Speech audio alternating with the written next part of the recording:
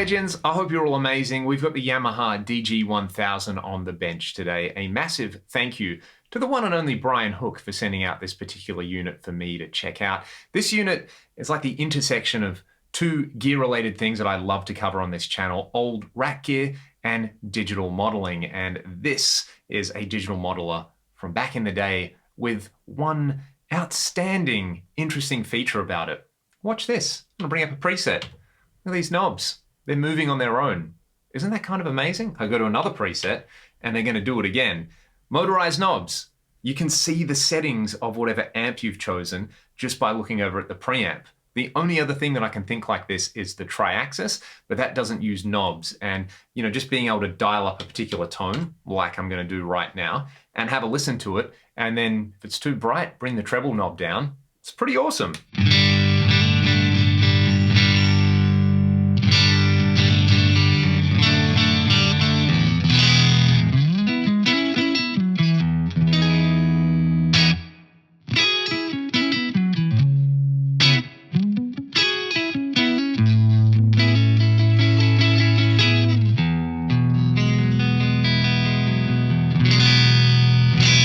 And it sounds really, really good. This one surprised me when I opened it up.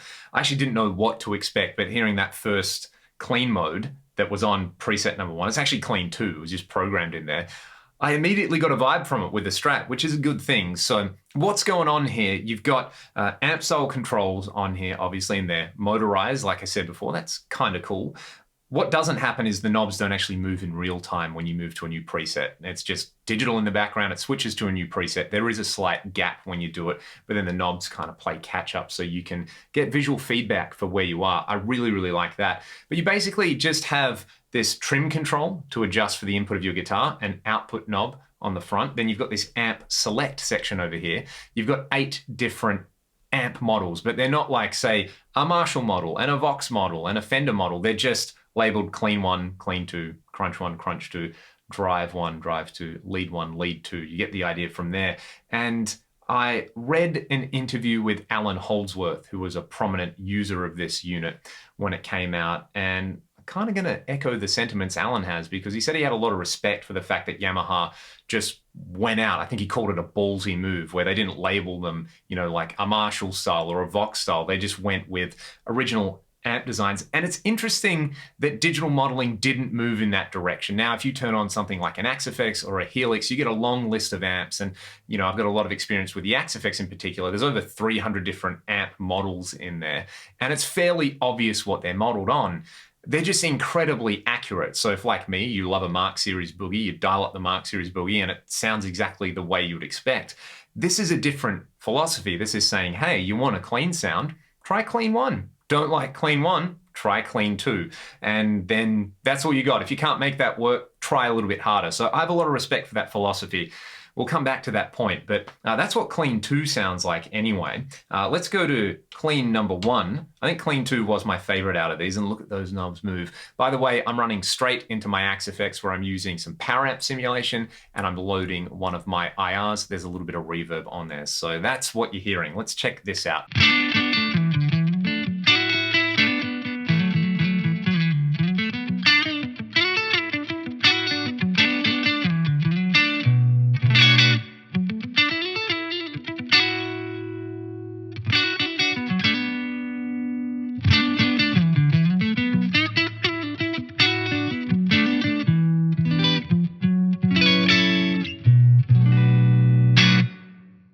It's funny, I just have this urge to say, oh, that reminds me of like a blackface Fender, whereas the other one was a little bit more like a Bassman or something.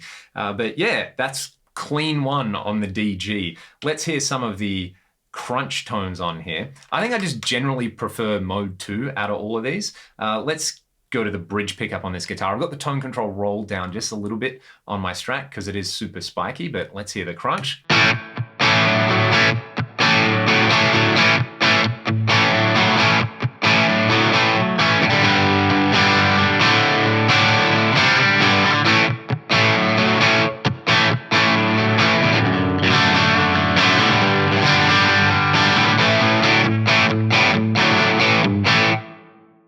The feel under the fingers is interesting here. I wouldn't say that it's amp-like. It kind of sounds like you've got an amp and you've put a compressor pedal in front of it, albeit a really nice compressor pedal. But it feels really, really good. Those crunch modes are cool. Let's hear the next one. You can see I've just kind of dialed these in to where I like them. I'll talk about the individual controls in a second. So this is crunch number 1.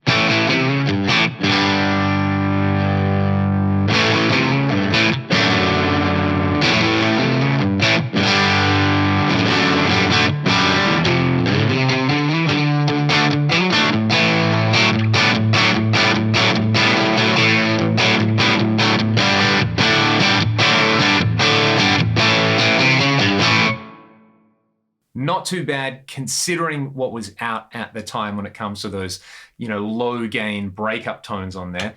One of my favorite modes on here is Drive 2, and another prominent user of this unit back in the day was Ty Tabor from one of my all-time favorite bands, King's X. So let's just try this. I've tried to go for like a, early King's X kind of vibe, so I'm going to play this one for you.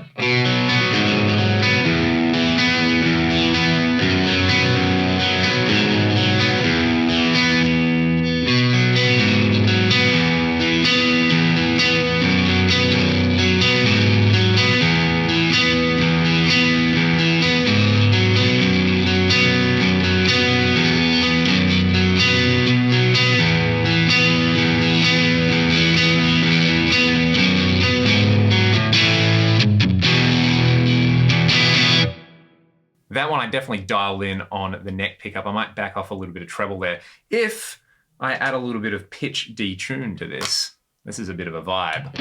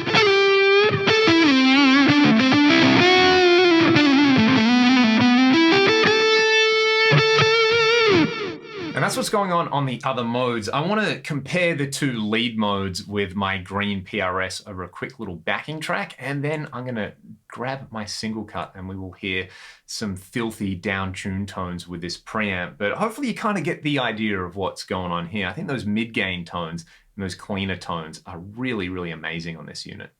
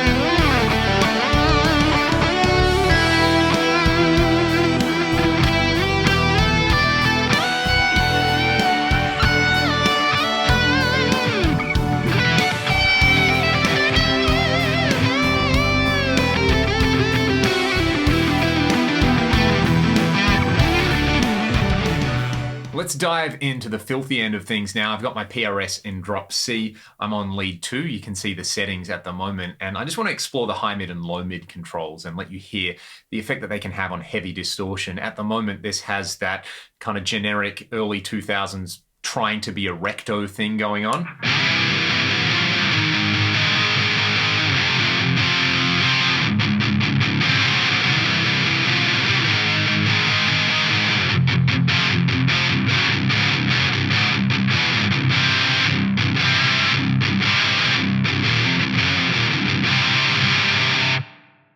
It's got that like sledgehammer hitting concrete thing happening with it. If I really, really pump the high mids, have a listen.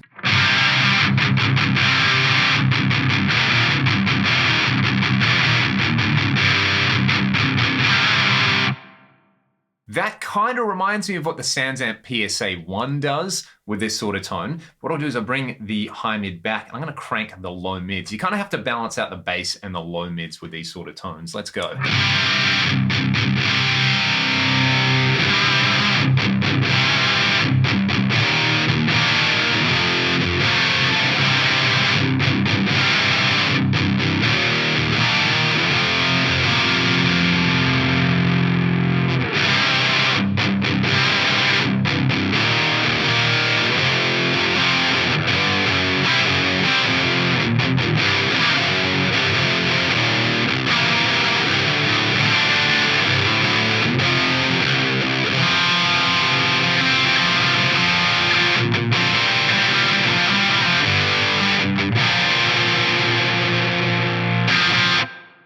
Kind of doing the Dogman thing. The feel is a little bit weird, I will admit right there.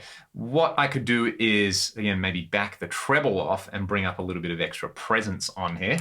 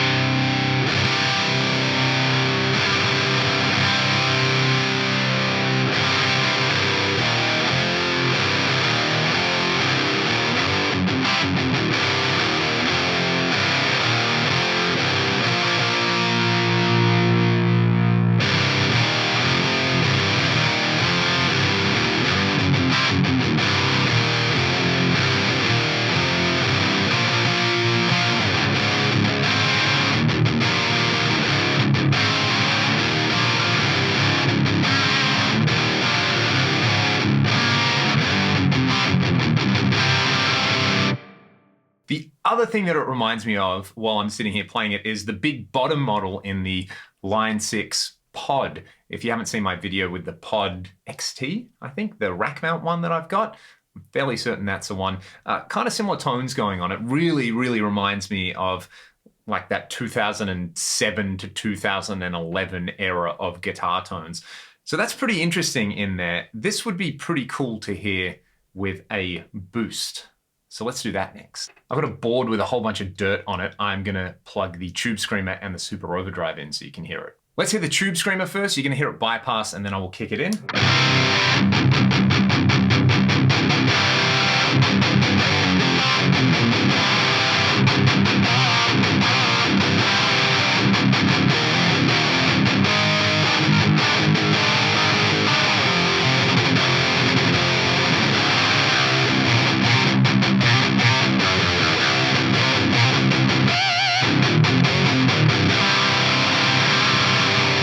I like that a lot. Let's do the SD one now.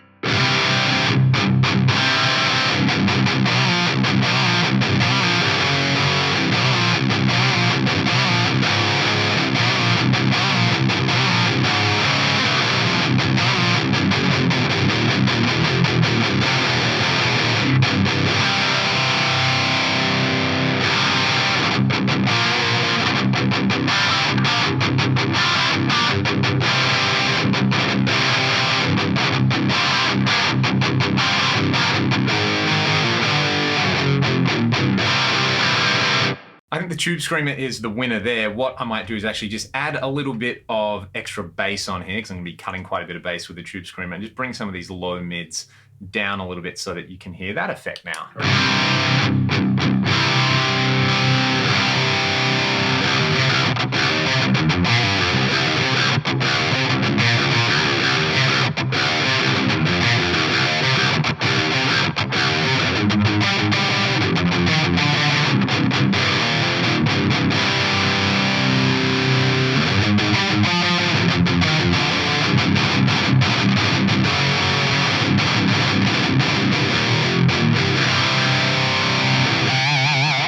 That's got a lot of potential with a boost. So I want to hear this tube screamer in front of that preset number 1 clean sound that I started with. So let's go back.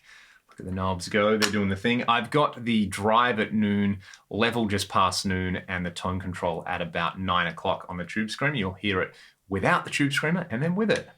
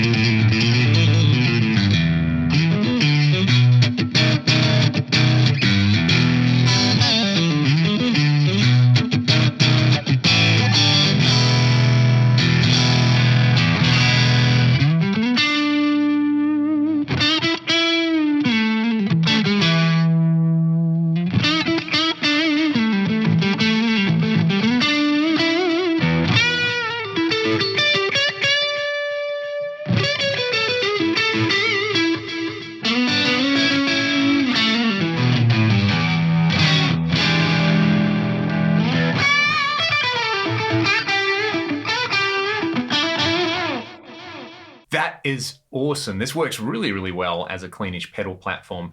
Let's see, I think I want to go back to, what was it, preset number 5, that kind of pseudo tie table thing I had going on, and let's hear this with the tube screamer in front. I might just actually back the gain off on the DG to start with.